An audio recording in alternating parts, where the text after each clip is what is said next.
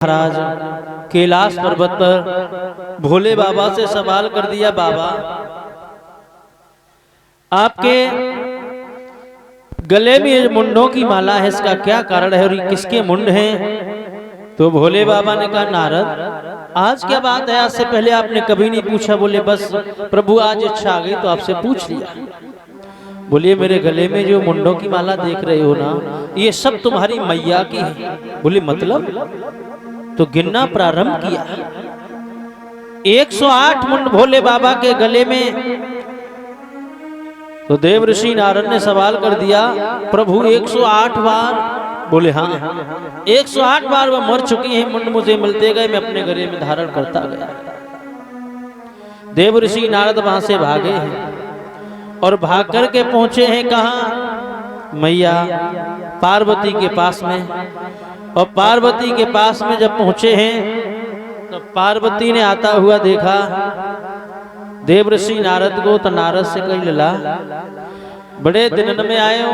बोले मैया आपके दर्शनों की अभिलाषा थी इसलिए मैं चला आया। और लला सब ठीक हैं? बोले हाँ मैया और तो सब ठीक है। देव ऋषि नारद ने कहा, मैया जे बताओ हमें का पूछ रहे लला? कैलाश पर्वत पे कब तक आई गई? कैलाश पर्वत पे ऐसे मान लो सालें से बीती जा रही। मैया हाँ एक बात हमें जो बताओ, बोलो लला। बाबा के गले में जो मुंडों की माला है, हाँ आपने कभी उनको पूछा क्यों डाली? लला नारद जा देना ते ब्याह हो के आओ है, ता देना ते सब तो बातें हमने करी, सब दुख सुख की जैसी आई वैसी करी। लेकिन कबहू बने जना पूछी कि जब रुंडने की मुंडने की माला काय की है? मैया लला न उनने कभी तुम्हें बताई? न उनने कबहू बताई लला, हमने न पूछी। तो मैया हाँ। आज आप जाओ और पूछो जाएंगे हाँ कि गले में जो मुंडों की माला डाले हैं हाँ वो किनके मुंड हैं, काय को डाले? आंधे डोकरे आत तू लला नारद। हाँ चिंता मत करो, आंधे आत तू करे। मैया हाँ। बे ना आएंगे तो वहीं चली जा। मैं ही चली जा? हाँ। लला ले तो हर की बनारस वाली साड़ी चल। आज मैया चली हैं और भोले बाबा के ऊपर नजर डाली है। तो भोले बाबा ने देखा, उन्होंने कहा आज बड़ा गुस्सा में लग रही है। बात मत करियो, तुम्हारी समझते हैं, दूर रहियो, बहुत दूर। सुन रहे हो गणेश के पापा? आज गुस्सा में लग रही? गुस्सा में हमने कहा दी नहीं, बहुत गुस्सा में, बहुत। तुम्हारी किस्म खा रहे आज हो बैठे पता ही नहीं। अरे हाँ तुम खाना नहीं लाए? मैंने खाना तुम्हारे लिए लाए हम, पनीर की सब्जी। खाना खाना खाना हंस। तुम एक बात बताओ, तुम्हारा खाना तो पेट में बात तो है? भोले बाबा समझ गए नारद ने आग लगाई दी जाए, बड़ा गुस्सा में लग रही है। ऐसा करो भांग का भांगना ला। भांग? ए भोले बाबा इधर सुनो, पूरी रात तो हो गई, हम जाए टेंशन मरी रही। पूरी रात हो गई, हम सोच सोचे के बोलते रहे हमारे सगे जादना तो ब्याह बहुत तुम्हारा ताला तुमने हमें सब कुछ बताई, पर जो एक बात नहीं बताई। क्या हो नहीं गया? अरे इतनी तेज क्यों रो रही? बात तो बताओ, बात का तुम है? अपने तुम्हारी संवाद मत करो। हमारा बहुत मठा पिरान होएगा आज, पिरान कबड्डी खेल रहा हो, अट जा हमें मर जाओ दे। सुनो बोलो आखिर बात तो बताओ। भोले बाबा हाँ हमने जब बताओ कौन सी सेवा में कसूरी करी, तुमने जब ठंडा मंगाओ हमने कोल्ड ड्रिंक दही ले कि Coca Cola Thums Up Sprite stock वगैरह वगैरह, तुमने छेना मंगाया, हम लोग झियोनी तो छेना लेके आए। तो और जब जब कही तब तब तुम्हारी हमने सेवा करी, हाथ दबाए पाँव दबाए, कबू कबू तो टिटू होते धोखे धड़ाके में जाता हुआ, लेकिन काम नहीं होता। सुनो बोले बाबा अब एक बात बताओ। बोलो। मैंने तुम्हारी किस्म तुम्हारी बहुत सेवा करी, बहुत सेवा करी, जब गोलुआ किस्म खा। लेकिन तुम एक बात बताओ, तुम्हारे गर्दन में जिका है जयमाला है। जयमाला तो जय तो हमें बर्बाद करे दे रही जयमाला।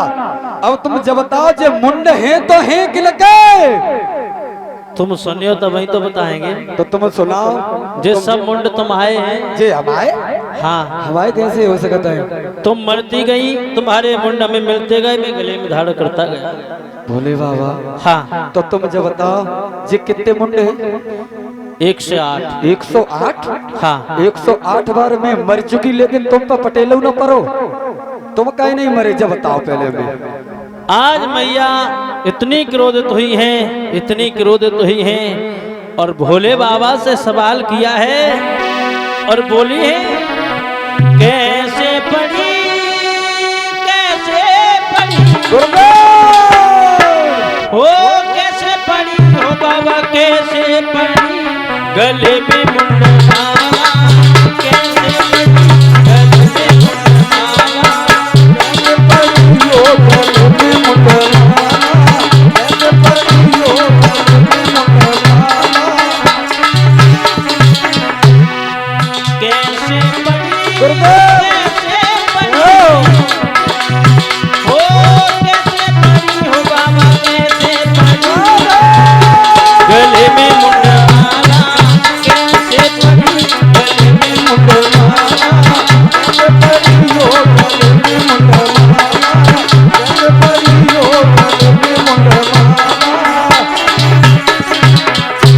और मैया समझा के कहने लगी हे नाथ, अरे कुछ तो नाथ हमें बतलाओ, कुछ तो नाथ हमें बतलाओ, ओ भोले बाबा हमें समझाओ, भोले बाबा हमें समझाओ, भोले बाबा हमें समझाओ। अरे जिद पे अड़ी, जिद पे अड़ी, ओ जिद पे अड़ी हो बाबा, जिद पे अड़ी, कैसे पड़ी गले में मुंड माला, कैसे पड़ी हो गले में मुंड माला, कैसे पड़ी हो गले में मुंड माला, कैसे पड़ी, कैसे पड़ी हो, कैसे पड़ी हो बाबा, कैसे पड़ी गले में मुंड माला, कैसे पड़ी गले में मुंड माला, कैसे पड़ी हो गले में मुंड माला, कैसे पड़ी हो गले में मुंड माला। याद रहे भागवत प्रेमियों, आज मैया अपनी जिद पर आ गई है, तो भोले बाबा ने कहा सुनो, ऐसो करो, ने कहा हमें भांग दे दे। बोले आज के बाद हमसे बात नहीं करना। बोले सुनो, ऐसो करो, अगर न लाई हो तो भांग यहीं घोंट दे। बोले आज के बाद हमसे बात नहीं करना, न भांग घोंटूंगी, न खाना पकाऊंगी, न आपसे बात करूंगी, न कैलाश पर्वत पर आऊंगी। और मैया क्रोध में आकर के एक बात कहती हैं, सुनो कि हम पे न चले सिलबट्टा, अरे सिंगट्टा बेरो हम पे,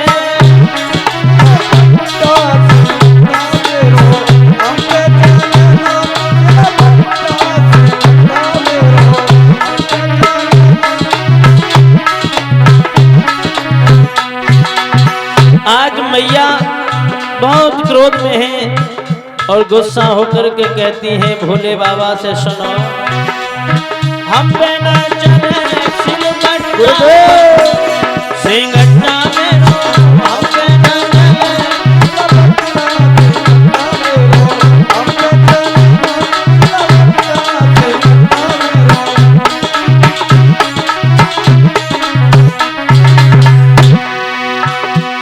अरे रोज रोज भोला पे भांग घुमावे,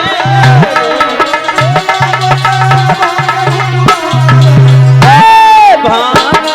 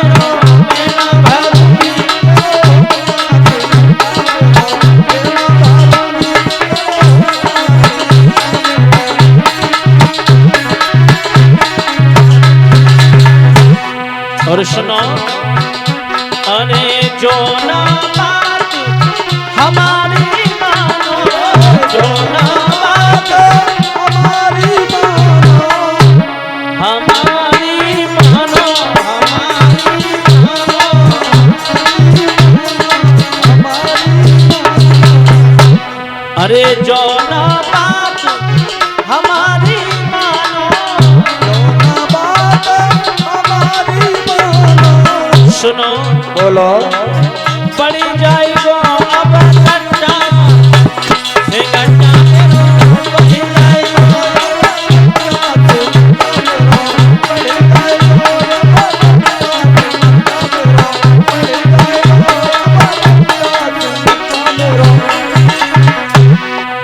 मोटे न चले सिलबट्टा से घंटा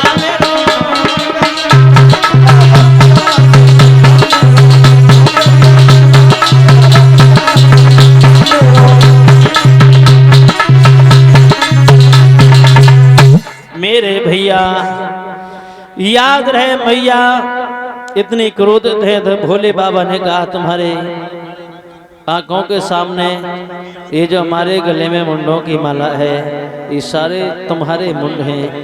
आपके मुंड मुझे मिलते गए, गले में धारण करता गया। मैया ने गिनना प्रारंभ किया तो मुंडों की संख्या 108 थी। मैया कहने लगी नाथ मैं मरती रही और आप बोले मैंने अमर कथा बनाई है। बोले अगर आपने अमर कथा बनाई है तो अमर कथा मैं भी सुनाओ, हमें भी अमर कथा सुननी है। भोले बाबा ने कहा आप चिंता न करो आपको अमर कथा सुनाएंगे। उसी वक्त भोले बाबा ने अपने सर से एक जटा उखाड़ करके जमीन में मारी। यक्ष नाम का तेज पुरुष बलवान पैदा हुआ है। निवेदन किया है हे नाथ हे प्रभु मुझे क्या करना आप आदेश दे। बोले सारे जंगल में आग लगा दो, कोई जीव जंतु जिंदा न रहे।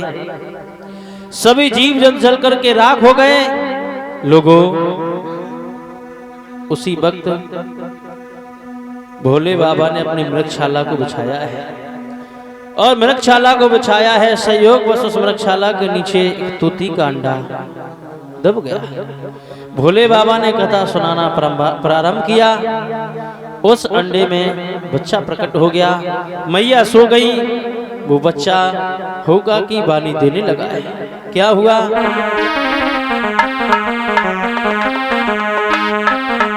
हो एक दिना शिव भोले बाबा हमारी कथा तो सुना।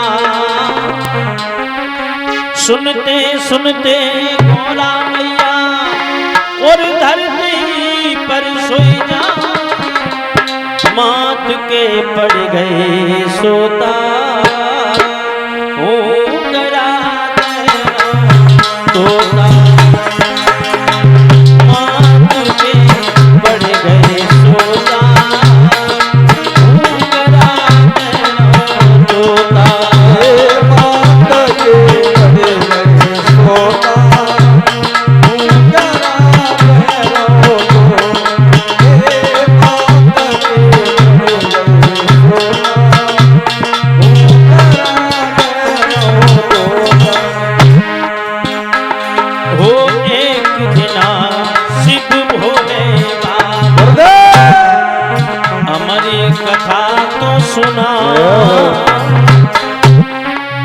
सुनते सुनते गोरा मैया वो धरती पर सोई ना।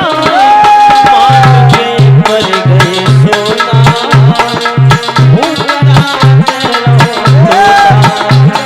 मात के पर गए सोना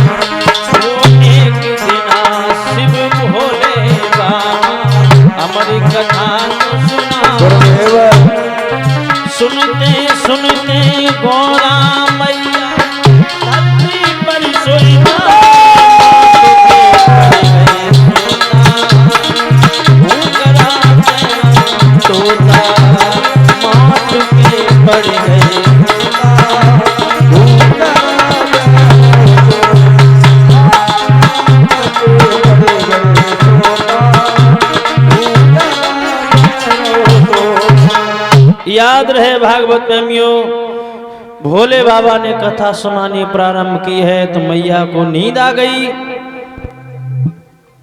उस अंडे में बच्चा प्रकट हो गया, हुक्का की बानी देने लगा है। भोले बाबा ने देखा कि ये तो सो गई है, लेकिन ये आवाज कहां से आ रही है। मृगशाला को खींचा है तो उसमें से तोता उड़ने लगा। आगे आगे तोता, पीछे पीछे भोले बाबा। त्रिशूल लिए भोले बाबा भागे जा रहे हैं। इधर व्यास जी की पत्नी दरवाजे पर खड़ी हुई थी, उनको जमुहाई आई है। जैसे उनका मुंह खुला तो वो तोता व्यास जी की पत्नी के मुंह में चला गया। आहा, भोले बाबा ने धुनी रमा दी। तो व्यास जी आए, उन्होंने कहा, हे प्रभु आप मेरे घर पे और ये धुनी रमाए, इसका क्या मतलब है? तो भोले बाबा ने कहा, तुम्हारे घर में चोर आ गया है।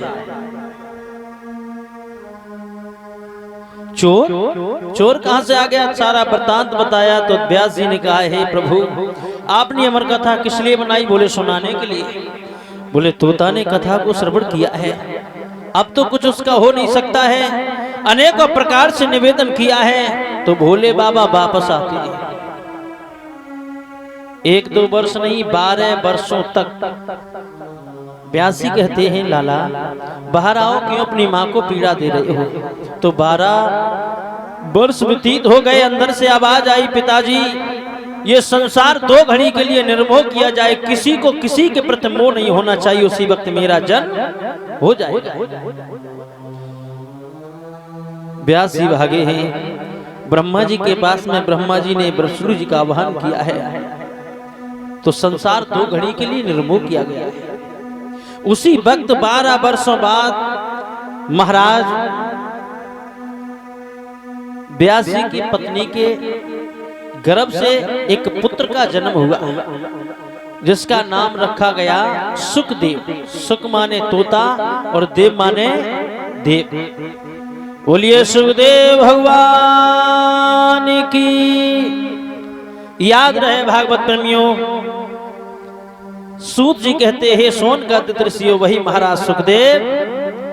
आज जब महाराज परीक्षित के पास में पहुंचे तो आता हुआ सुखदेव को देखा है तो 1-2 नहीं 88,000 ऋषि बैठे हुए थे। सबने दंडवत प्रणाम किया है, उच्च आसन दिया गया है महाराज सुखदेव को।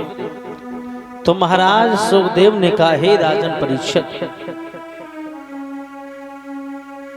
हे राजन परीक्षित, अगर आपको वास्तविक इस श्राप से मुक्त होना है, प्रभु की प्राप्ति करनी है, तो भगवान की कथा बड़े मन लगाकर के श्रवण करनी पड़ेगी। व्यास नंदन श्री सुखदेव ने कहा, हे राजन परीक्षित, याद रखना कथा सुनते वक्त कभी किसी को भी एक दूसरे के प्रति द्वेष की भावना नहीं होनी चाहिए। द्वेष की भावना कभी एक दूसरे के प्रति द्वेष भावना नहीं होना चाहिए कि मेरे पास बहुत धन है, सामने वाला निर्धन है, मैं बहुत सुंदर हूं, सामने वाला कुरूप है, मेरे घर में 4-4 पुत्र हैं, सामने वाले पर एक बेटा भी नहीं है। याद रखना भागवत प्रेमियों, जो विचार कथा सुनते वक्त कभी नहीं होनी चाहिए। श्रोता 3 प्रकार के बताए गए हैं। श्रोता 3 प्रकार के होते भागवत प्रेमियों। एक होता है श्रोता, एक होता है श्रोता और एक होता है श्रोता। श्रोता तो वो होता है जो कथा पंडाल में आता है, जहां उसको जगह मिल जाए, भगवान की कथा बड़े मन लगा करके श्रवण करता है, उसे कहते हैं श्रोता। एक होता है श्रोता, कथा पंडाल में आए, उन्हें 4 कमी निकाल दें, जो कोने पे बैठे व कोने पे बैठे 4 कमी निकाल के चले गए, वो तो होता है श्रोता। एक होता है श्रोता, जो कथा पंडाल में आए चक्कर काट जाए, काय के लिए अब जदे गिरे कूलर की हवा कहाँ ज्यादा लगेगी, ऐसी जगह मिल जाए कथा पंडाल में जहाँ ठंडी कूलर की हवा लगे लला। हाँ, अब चक्कर काट के वहीं बैठे जाए जहाँ हवा जा रही, तो आए कि सोए गए, आरती भाई प्रसाद लोग घरे चले गए, वे तो होते हैं सोता। तो सोता और सरोता नहीं बनना, हमें श्रोता बनना है। और याद रख